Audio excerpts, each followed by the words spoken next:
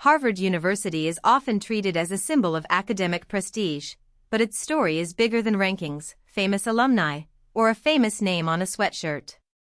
It began in the 1600s as a small colonial college in Massachusetts and grew into one of the world's most influential research universities. Today, Harvard is known for its selective admissions, historic campus, enormous library system, professional schools, and an endowment larger than the budgets of many institutions. To understand Harvard, you have to look at how religion, colonial government, elite culture, research, money, and modern higher education all shaped it over nearly 4 centuries. Harvard was founded in 1636 in Cambridge, Massachusetts, making it the oldest institution of higher learning in the United States. At the time, there was no United States yet. Massachusetts was part of the colonial-era Massachusetts Bay Colony, and the college was authorized by the Massachusetts General Court, the colony's governing legislature. That detail matters because Harvard did not begin as a private university in the modern sense. It emerged from the needs of a colonial society trying to build stable institutions, educate leaders, and preserve a learned religious culture in a new and uncertain world. The name Harvard came a few years after the founding. In 1639, the school was named Harvard College in honor of John Harvard, a Puritan clergyman who became its first major benefactor. Harvard left the young institution money and his library, which were extremely valuable resources in a colony where books were scarce and expensive. His gift helped give the college a foundation, but it also gave it something equally important, a lasting identity. Naming the college after Harvard linked the institution to the Puritan world of learning, ministry, and public responsibility that shaped its early mission. In its earliest generations, Harvard's purpose was closely connected to religion. Although it was never formally affiliated with a single Protestant denomination, it trained congregational clergy for colonial New England. Educating ministers required more than preaching skills. Students studied languages, classical texts, logic, and theology, because religious leadership in that era was deeply tied to scholarship. A college graduate was expected to interpret scripture, argue carefully, and serve as a moral and intellectual authority. Harvard's early curriculum reflected that world education was not mainly about career choice, but about preparing leaders for church and society. Over the 18th century, Harvard gradually became more secular in both curriculum and student body. This did not happen overnight, and it did not mean religion disappeared from campus life. Instead, the college slowly widened its intellectual world. Enlightenment ideas, science, law, politics, commerce, and civic leadership became more important. By 1780, the Constitution of Massachusetts referred to Harvard as a university. Soon after, in 1782, a new medical school was established under the name Medical Institution of Harvard University. This was not a brand new university replacing the old college, but it showed that Harvard's mission was expanding beyond undergraduate education and clerical training. As Harvard's structure expanded, Harvard College became the name of the undergraduate division rather than the entire institution. This distinction is still important. When people say they attend Harvard, they may mean the undergraduate college, the law school, the medical school, the business school, a graduate program, or another part of the university. The modern Harvard is not one school but a collection of faculties and academic units. That structure grew over time as higher education became more specialized, and as professions like medicine, law, education, business, government, and public health demanded advanced training. By the 19th century, Harvard had become the most prominent academic and cultural institution among the Boston elite. Its location helped. Cambridge sat beside.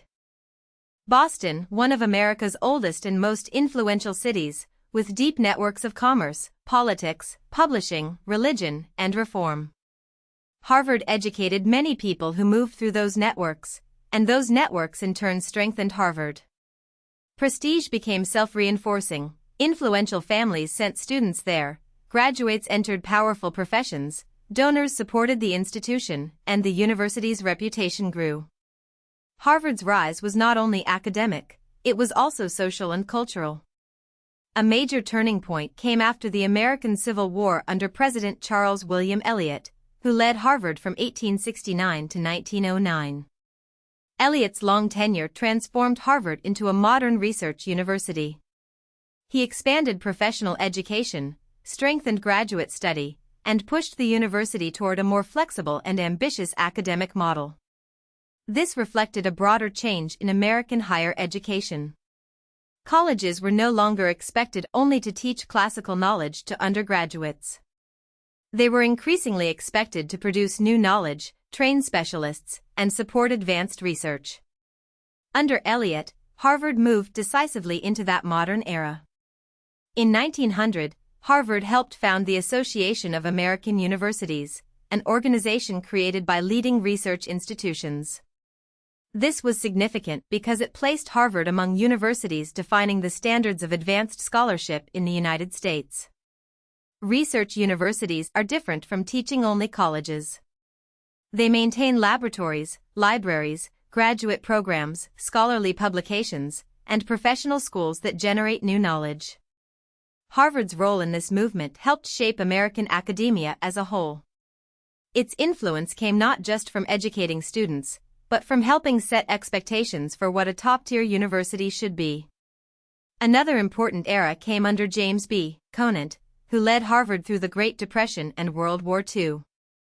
These were years when universities had to confront financial pressure, political crisis, and the growing connection between scholarship and national needs. After the war, Conant supported changes that liberalized admissions, helping move Harvard away from an older model shaped heavily by social background. This did not make Harvard broadly accessible in a simple sense, and elite barriers did not vanish. But the post-war period marked a shift toward identifying academic talent more widely and redefining merit in American higher education.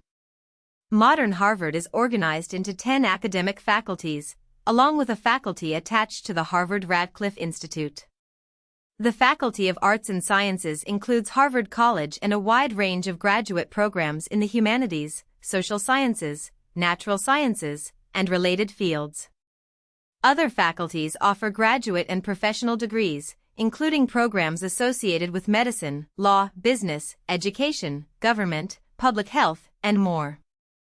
This structure allows Harvard to operate at many levels at once: undergraduate teaching, doctoral research, professional training, public policy work, scientific discovery, and interdisciplinary scholarship all happen under the same university umbrella. Harvard's physical footprint is centered on 3 major campuses. The main campus in Cambridge covers about 209 acres and is centered on Harvard Yard, the historic core of the university. Across the Charles River, Harvard has an adjoining campus in Allston, a Boston neighborhood that has become increasingly important for expansion and development.